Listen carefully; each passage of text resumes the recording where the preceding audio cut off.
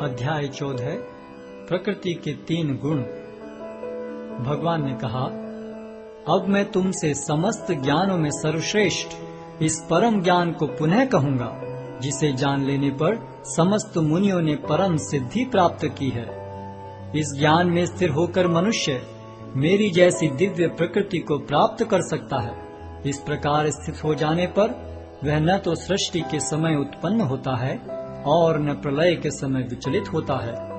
हे भरत पुत्र, ब्रह्म नामक समग्र भौतिक वस्तु जन्म का स्रोत है और मैं इसी ब्रह्म को गर्भस्थ करता हूँ, जिससे समस्त जीवों का जन्म संभव होता है। हे कुंती पुत्र, तुम यह समझ लो कि समस्त प्रकार की जीव योनियां इस भौतिक प्रकृति में जन्म द्वारा संभव है और मैं उनका बीज प्रदाता पिता हूँ। भौतिक प्रकृति 3 गुणों से युक्त है। ये हैं सतो, रजो तथा तमोगुण। हे महाबाहु अर्जुन, जब शाश्वत जीव प्रकृति के संसर्ग में आता है तो वह इन गुणों से बंध जाता है। हे निष्पाप, सतोगुण अन्य गुणों की अपेक्षा अधिक शुद्ध होने के कारण प्रकाश प्रदान करने वाला और मनुष्यों को सारे पाप कर्मों से मुक्त करने वाला है। जो लोग इस गुण में स्थित होते हैं वे सुख तथा ज्ञान के भाव से बंध जाते हैं। हे कुंती पुत्र, रजोगुण की उत्पत्ति असीम आकांक्षाओं तथा तृष्णाओं से होती है और इसी के कारण से यह देहधारी जीव सकाम कर्मों से बंध जाता है। हे भरत पुत्र, तुम जान लो कि अज्ञान से उत्पन्न तमोगुण समस्त देहधारी जीवों का मोह है। इस गुण के प्रतिफल पागलपन, आलस तथा नींद है, जो बद्ध जीव को बांधते हैं। हे भरत पुत्र, सतोगुण मनुष्य को सुख से बांधता है, रजोगुण सकाम कर्म से बांधता है और तमोगुण मनुष्य के ज्ञान को ढककर उसे पागलपन से बांधता है। हे भरत पुत्र, कभी कभी सतोगुण रजोगुण तथा तमोगुण को परास्त करके प्रधान बन जाता है, तो कभी रजोगुण सतोगुण तथा तमोगुणों को परास्त कर देता है और कभी ऐसा होता है कि तमोगुण सतो तथा रजोगुणों को परास्त कर देता है। इस प्रकार श्रेष्ठता के लिए निरंतर स्पर्धा चलती रहती है। सतोगुण की अभिव्यक्ति को तभी अनुभव किया जा सकता है जब शरीर के सारे द्वार ज्ञान के प्रकाश से प्रकाशित होते हैं।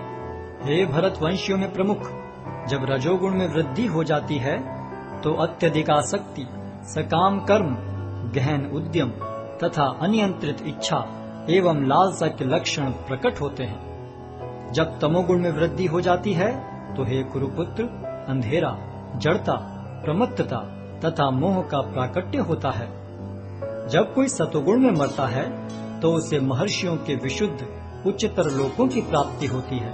जब कोई रजोगुण में मरता है तो वह सकाम कर्मियों के बीच में जन्म ग्रहण करता है और जब कोई तमोगुण में मरता है तो वह पशु योनि में जन्म धारण करता है।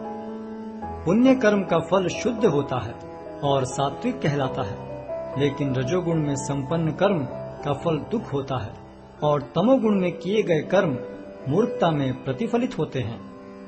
सतोगुण से वास्तविक ज्ञान उत्पन्न होता है, रजोगुण से लोभ उत्पन्न होता है और तमोगुण से अज्ञान, प्रमाद और मोह उत्पन्न होते हैं। सतोगुणी व्यक्ति क्रमशः उच्च लोकों को ऊपर जाते हैं, रजोगुणी इसी पृथ्वीलोक में रह जाते हैं और जो अत्यंत गर्हित तमोगुण में स्थित हैं वे नीचे नरक लोकों को जाते हैं। जब कोई यह अच्छी तरह जान लेता है कि समस्त कार्यों में प्रकृति के 3 गुणों के अतिरिक्त अन्य कोई कर्ता नहीं है और जब वह परमेश्वर को जान लेता है जो इन 3 गुणों से परे हैं, तो वह मेरे दिव्य स्वभाव को प्राप्त होता है। जब देहधारी जीव भौतिक शरीर से संबद्ध इन 3 गुणों को लांघने में समर्थ होता है तो वह जन्म, मृत्यु, बुढ़ापा तथा उनके कष्टों से मुक्त हो सकता है और इसी जीवन में अमृत का भोग कर सकता है।